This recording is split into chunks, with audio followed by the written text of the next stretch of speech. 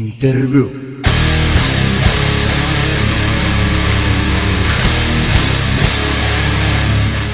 This is John McEntee from Incantation. You're listening to House Offender, and I can't say it in your language, so I'm saying it this way. Sveiki gyvi, čia kalba Paulius iš Perkūno namų. Šiandien Vilniuje koncertuoja tikri Amerikos death metalo veteranai INCANTATION ir aš turiu galimybę pasikalbėti su šitos grupės frontmenu John McEntee. Hi John, so how do you do? I'm doing good. It's killer to be here. You are currently on a European tour for about 2 weeks now, I think. So how is this tour going on? Is it successful? And have there been any unexpected adventures on the road or something like that? The tour has been totally awesome. We did about 10 days with Morgoth, and that was really good. We got along with those guys really great, and it was just a good, solid package of two old school death metal bands that are different styles of old school death metal, so it was really cool. It wasn't like, the same crap for both bands or whatever. Yeah, they were really cool. We had a blast on that, and then we finished that. We did the Steel Warriors Fest in Portugal, and then we flew over out here east, and we've been doing this part of the tour, which consists of Lithuania, Russia. Unfortunately, Belarus got canceled, and Latvia we played yesterday. And why was the show in Belarus cancelled? As far as I know, it's some kind of religious fundamentalist groups that are really upset about our stuff, which is kind of ridiculous, because if they knew anything about us, we're definitely anti-religious, but we're not satanic, as they're saying. They're saying stuff like we're doing rituals and fucking goats and stuff like that. So that's not our thing, We're more just like, you believe whatever the hell you want to, but as far as, we look at it, we just look at it as, we don't need religion to be our guiding light, that, hopefully we're cool enough the way we are, following our animal instincts. Usually bands have trouble like that in Russia, and you are going to play in Russia, I think, in 2 days or something like that. Are there any problems with that? Well, I'm sure everybody heard about what happened with Belfagor there, and there was a kind of a scare that something like that would happen for us, but as far as I'm aware of, it's not going to be a problem. They worked it out. I guess I'm just not allowed to say Hail Satan and something like, Satan rules or so. I can't say like something like that, which is so ridiculous anyway. I never say it live, so it's going to be pretty easy for those guidelines, People usually say that United States is the most religious country in the Western world. Are there any problems in America? Yeah, well, I think it's true that people say that, but we never have, it's been a long, long time since we had any sort of problems with like the extreme religious right. I kind of think that people overplay the U.S. hand as far as being I think there's a lot of people that are religious in the U.S., but I think that most people have the common sense that we have freedom of religion or freedom to not be religious at all in the States, so we don't really have the problems. It's kind of funny because when I travel more to other countries, I actually see more references to religion than I do in the U.S. So I think we sometimes get a bad rap, but there's no doubt that there's religious freaks. I mean, we have total idiots like the West Baptist Church and just these other people that are just out of their freaking minds. And you're going to get that all the time because, unfortunately, some people that are religious are really arrogant about their religion, and they just think that you have to think their way or, you're going to hell, But, I mean, it sucks, but it's like that. It's like that almost all over the world, it seems like. Half the problems we have these days is religious lunatics,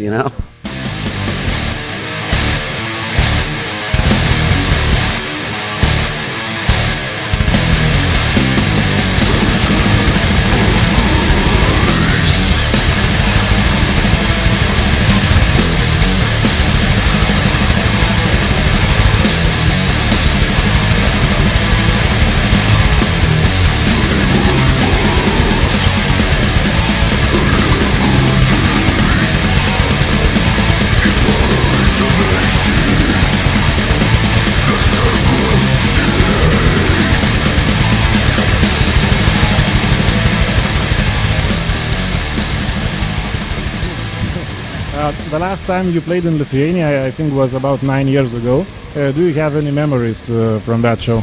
Well, I remember really enjoying it. I had a great time. I remember hanging out with a bunch of people after the show, and it was really a good experience. So I was really anxious to not anxious, I was excited to find out we were playing here again, because it's sad, but places around here, this part of Europe, are not always so easy for, say, the big death metal bands to play. Like, we're more of a mid-area death metal band, so we don't always get to play around here. So for us, we're really looking forward to it. Something we see now, we're like, oh, hell yeah, that'd be great. So one of the things that I love about Incantation is that although you play pure death metal, your songs seem to have a very dark and mysterious atmosphere that is generally associated with something like black metal or doom metal. Where does that come from? Is it because you listen a lot of dark stuff, or maybe you are interested in occultism, or I don't know, you watch horror movies or something like that? I mean, it's more just our influences. I mean, I'm not really a big follower of black metal. I mean, I did a little bit in the 90s, but I haven't really kept up on it. Once black metal started to get really symphonic, I wasn't interested that much in it. But no, I would say my influences are more like bands like Possessed, Celtic Frost, maybe early Death. Early extreme metal bands. Yeah, I mean, I'm old enough where I grew up in the 80s with, heavy metal, and metal was just starting to get extreme, with like bands like Exciter, Merciful Fate, they're typical, everybody knows the bands. That's kind of stuff that I grew my fundamentals on, and for me, bands like Black Sabbath were always been kind of like my backbone to anything metal. Even as a kid, I was just obsessed with Black Sabbath. I listened to the albums back and forth. I mean, I knew those albums like the back of my hand. I would watch VHS tapes of them live. It was just a obsession, because I connected with their vibe on stage that they had with each other. And I think that's why the Incantation music has a vibe, because the bands that I like I started liking death metal before death metal. I started liking extreme stuff before death metal existed. So I've been lucky enough to be one of the bands that kind of was able to forge and follow my own path. And my path was always to have it more, a more feelingful style of death metal. A lot of bands that came after us got more into the rules of death metal, which was like, to be super tight and everything, to play fast and only fast and mid tempos, and lots of double kicks and blast beats, and all that stuff is good. But for me, I started playing this before there was a rule book, and I refused to have any kind of death metal or black metal or any kind of rule book. I just play the music I play, and everybody could piss off if they don't like it. And it seems like the best death metal bands are the bands that grew up with music prior to death metal.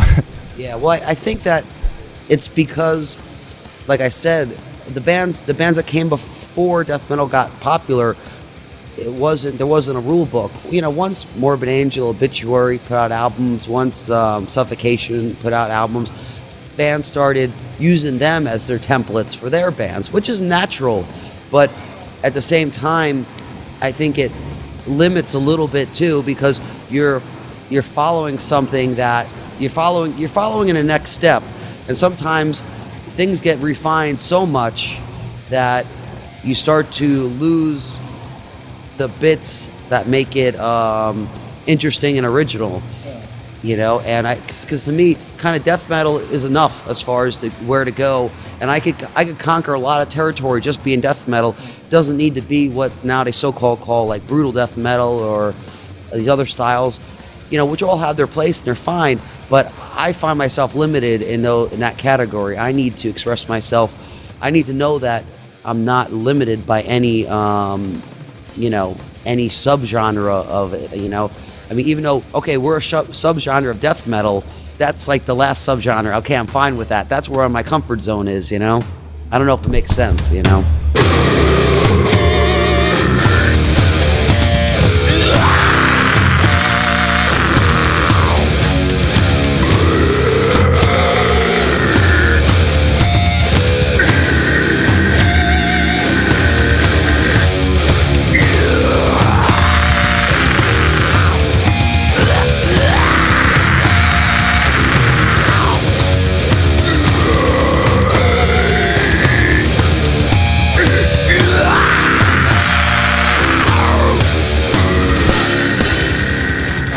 Back in the 90s, when you released your first albums, your music was very original, but it seems like it didn't go in the same line with the biggest trends of death metal. So you didn't spawn as many copycats as bands like Cannibal Corpse or Suffocation did. So how well was your music appreciated among metal fans these days? And did you get enough support for a metal community, or do you think you have been misunderstood mostly? Well, when we first came out, we did really well we first came out up till like a little after Onward to Golgotha. We did really well, but it was kind of the infancy of the death metal scene, and I think people, it was weird because there was like a hardcore fan base that loved what we did because maybe they came from the school we came from. But then there was a more modern bunch of people getting into it that didn't really understand what we were doing. So I would say probably for our first almost 18 years, we probably were misunderstood most of the time. I mean, I remember other bands not understanding why we play the way we play. And it's like, it's ridiculous to me. I mean, I can't even really explain it to those kind of people because they don't understand that it's like, it's an expression of us and ourselves. It's not about following a trend or following the rules. Like, I remember there was just like getting complaints in the late 90s because our music wasn't like as tight as, say, a band like Angel Corpse or Morbid Angel or something like that, and they don't understand that. It's like, we're not trying to be that. Those bands are great at what they do, but we're trying to be us, you know. And us is not sounding like a machine. Us is sounding like four people on stage playing music from their heart, you know.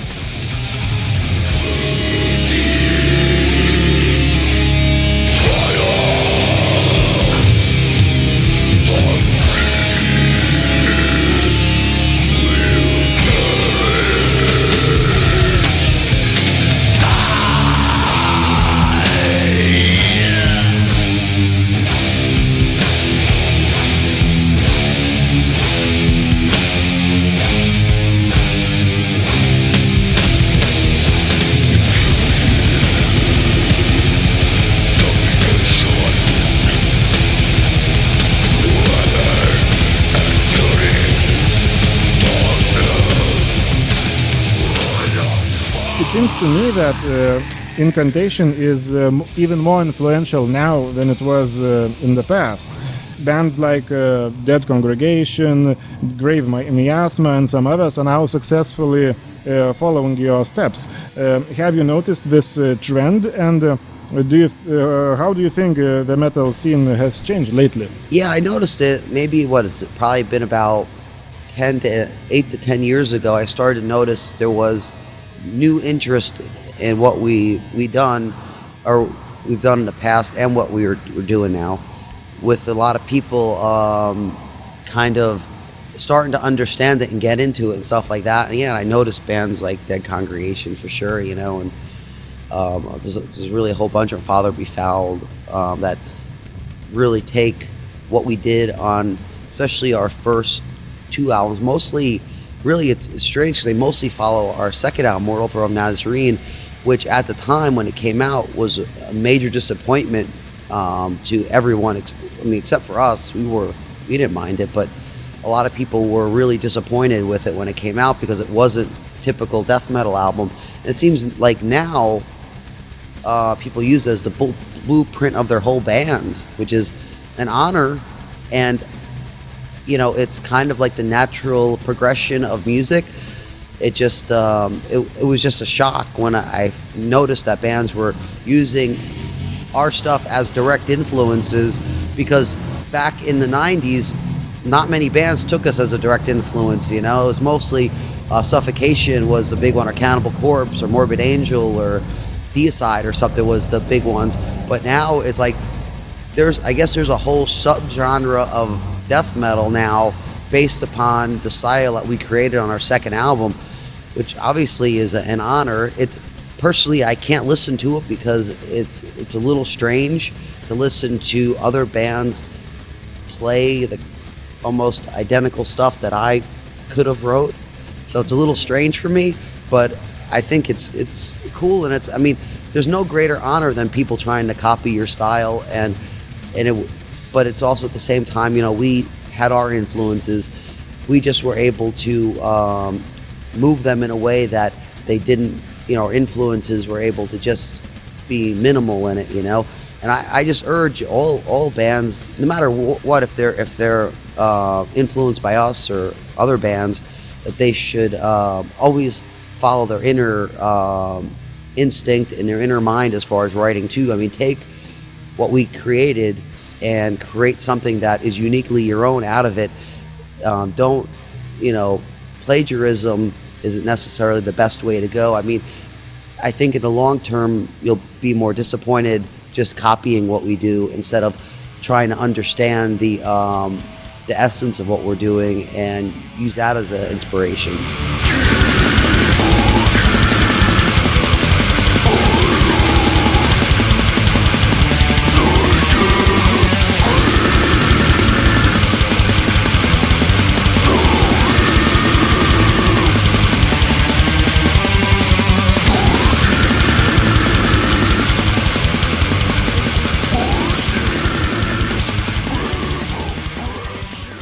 What plans do you have after this tour? Is there any another album in mind?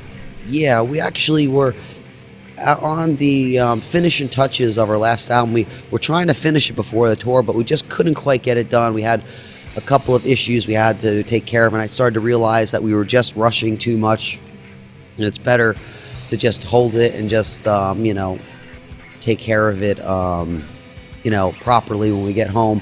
But we have the whole album is finished, as far as writing wise, and we're almost finished in the studio. And I think when we get home, within the first week or two of getting home, we should be ready for mix. And the crazy thing about it is that it's going to be released on Relapse Records again, which is mind-blowing, because I never thought we'd be back with them again. But after having a relationship with them for the last 8 years on some re-releases, we were able to work out a reasonable, a fair deal. And in a strange way, it's kind of nice for us to be back home with the label we started with. And I think they're happy to have us back, because we're one of the bands that really helped put them on the map as well, Well, I'm sure it's going to sound great. So thanks very much for the interview. Thank you, and hopefully you enjoy the show. And anybody didn't make it out tonight, make sure you go to the show next time. Don't be a poser.